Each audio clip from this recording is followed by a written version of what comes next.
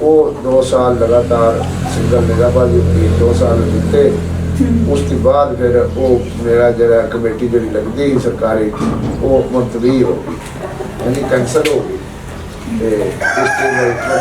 तीसरे साल भी यही बंदा उन्होंने ऐलान आ 3 साल जो बंदा लगातार एक बंदा जीतेगा उन्होंने प्रमोशन लभेगा बोले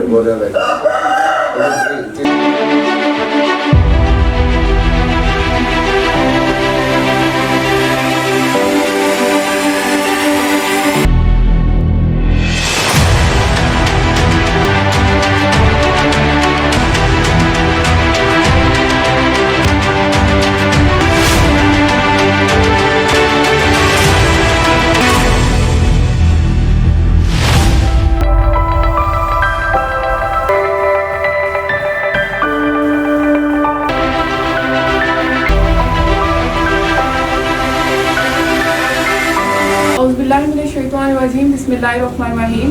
अस्सलाम वालेकुम नाज़रीन, मैं हूँ आपकी host Aneela Sadaf MZ TV2 YouTube channel से।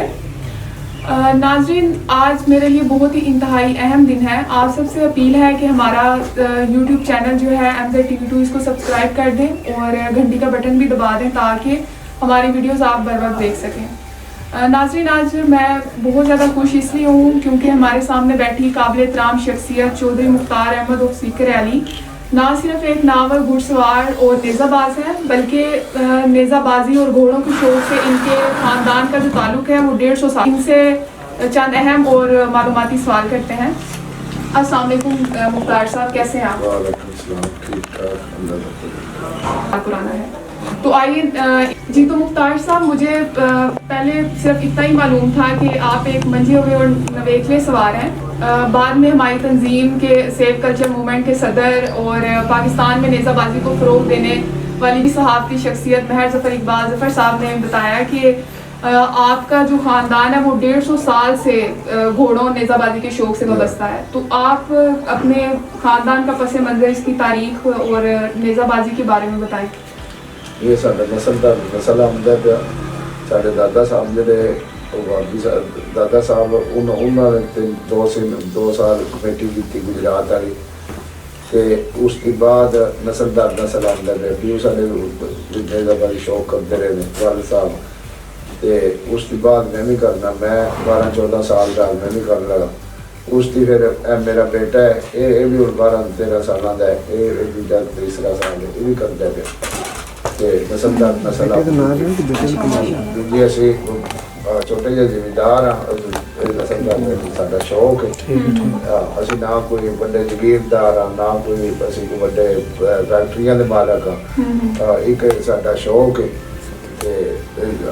जिमीदार हाँ, छोटे छोटे रख के अपना शौक करना। 150 साल पुराना रिश्ता है आपका नेज़ाबाजी के साथ। बनता है ना, साडे दादा साहब जो वो 100 साल के हो गए बहुत होए ने, वो नेज़ाबाजी करते रहे, वालिद साहब करते रहे, वो असी करते रहे। मेरी भी 50 साल 50 की उम्र हुई, इतना बनता ही है अरसा फिर। तो आपका मैंने एक और चीज़ सुनी है कि दौरे बरतानिया में आपके जो ख़ानदान के जो लोग थे वो नेज़ाबाजी करते थे और आपने भाई मेरे बड़े ने एक खार एक जहाज है वो भी करते रहे, तिन्ने भाई अस करते रहे।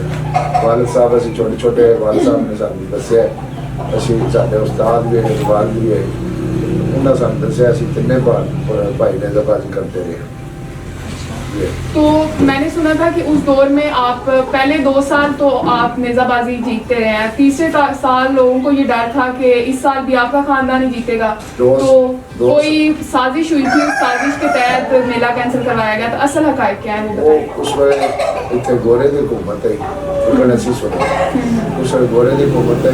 दादा साहब दादा भी जाते वो 2 साल लगातार सिंगल निगाहबाजी की 2 साल जीते।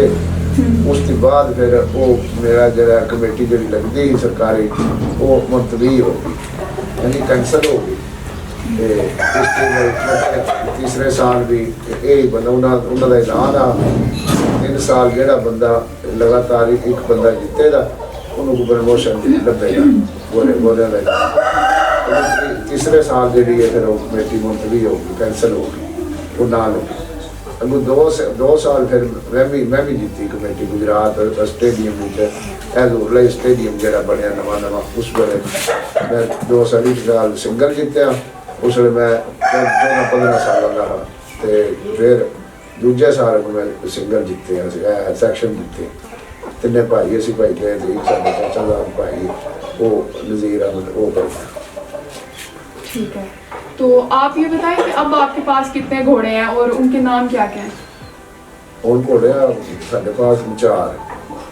अच्छा। एक घोड़ा महाराजा, एक घोड़ा पंजतनी, एक घोड़ा नौकर ज़हूर है, एक गुलाम मुस्तफा। अच्छा, माशाल्लाह। अच्छा मुख्तार साहब, आप ये बताएं कि हमने ये सुना है कि उस टाइम जो तीसरी नेज़ा दौरे बरतानिया में जो तीसरी नेज़ाबाजी थी, अगर वो जीत जाते आप तो कोई ज़मीन वगैरह मिलनी थी, तो क्या ये बात सच है? यार ये वैसे भी यही सुने हैं दादा जी ने साढ़े 2-3 साल जितते ना लगातार कमेटी लगती तो उन्होंने प्रमोशन देना लहर उन्होंने ज़मीन देनी है या जो भी देना ज़मीन का ऐसे सुने। अच्छा मुख्तार साहब, मेरा आपसे एक और सवाल है कि आप कितनी उम्र से नेज़ाबाजी कर रहे हैं? मैं तकरीबन 12 साल का जिसमें अच्छा बेटा मेरा 12 साल का 10 साल का शुरू की। अच्छा मुख्तार साहब, आप ये बताएं कि आपको कौन सी नेज़ाबाजी अच्छी लगती है? सिंगल नेज़ाबाजी अच्छी लगती है या सेक्शन वाली नेज़ाबाजी अच्छी लगती है? और आपको क्या लगता है कि कौन सी नेज़ाबाजी है दोनों में से जिसमें सवार का पता चल जाता है कि अच्छा सवार है? जिस वे असं नेज़ाबाजी करते रहे ना उस वे सिंगल ही नेज़ाबाजी ज़्यादा है। सैक्शन जी सैक्शन से टाइम ना करते हुए टाइम जो बच जाए तो सैक्शन कर लेंगे, ना करें तो नेज़ाबाजी सैक्शन करते ही है। तो सिंगल नेज़ाबाजी जी है ये सवारी है, ये सवार का पता लगता है। यानी अपने जिस वे सैक्शन के 4 भजने तो उस वे एक दूजे होंगे वो मैं ना घुस जाओ ना घुस गए, जिस वे कले भजिए उस वे सवार सोहना पड़ता है, घोड़ा अपना चंगा हो जाता है। तो असल चंगी नेज़ाबाजी तो सिंगल।